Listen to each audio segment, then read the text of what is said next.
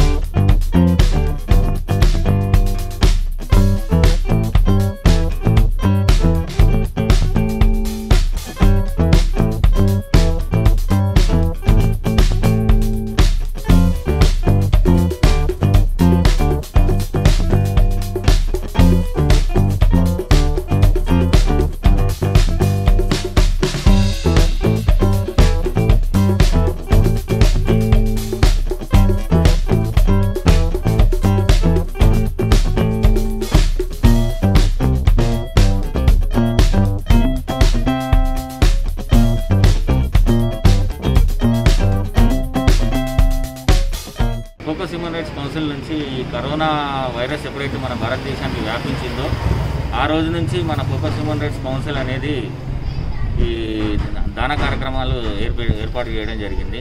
స్టార్టింగ్లో మనము అన్నము, కూర వండి మనము డిస్ట్రిబ్యూట్ చేయడం జరిగింది. మధ్యలో గవర్నమెంట్ మీరు రైస్ ఇవ్వకూడదు అని చెప్పి స్టాప్ చేసిన తర్వాత మనం గ్రాసరీ ఐటమ్స్ ఇంటింటికి వెళ్ళి ఇస్తున్నాము. అందులో భాగంగానే ఈ ట్రాన్స్జెండర్స్కి మనము ఇవాళ కూడా వచ్చి వాళ్ళకు కూడా ఈ అరౌండ్ అబౌట్ వీళ్ళు ఒక 15 to 20 మెంబర్స్ ఉంటారు ఈ సరూర్ నగర్లో. ఈ ట్రాన్స్జెండర్స్కి మనం రెగ్యులర్గా ఇస్తున్నాము. అదేవిధంగా మన యూపీ, బీహార్ వాళ్ళకు, మళ్ళీ ఒరిస్సా వాళ్ళకు, ఈ విధంగా అరౌండ్ అబౌట్ మనం 84 ఫ్యామిలీస్కి కంటిన్యూ ఈ రైస్, కందిపప్పు, నూనె, ఉప్పు, ఆయిల్, పసుపు, కారము, మళ్ళీ 2 రకాల 3 రకాల వెజిటబుల్స్ వీళ్ళకి డిస్ట్రిబ్యూట్ చేయడం జరుగుతుంది. కానీ హ్యూమన్ రైట్స్ నుంచి ఈ యొక్క కార్యక్రమాన్ని చేపడుతున్నందుకు మాకు ఎంతో సంతోషంగా ఉందని. అందరికీ నమస్తే అండి. మాకు సార్ గారు, ఆనంద్ సార్ గారు ఇంతకుముందు కూడా నిత్యావసర సరుకులు ఇచ్చారు. ఇప్పుడు కూడా మాకు అయిపోయాయి సార్ అంటే 10 రోజుల ముందు ఇచ్చారు, మళ్ళీ ఇప్పుడు ఇచ్చారు.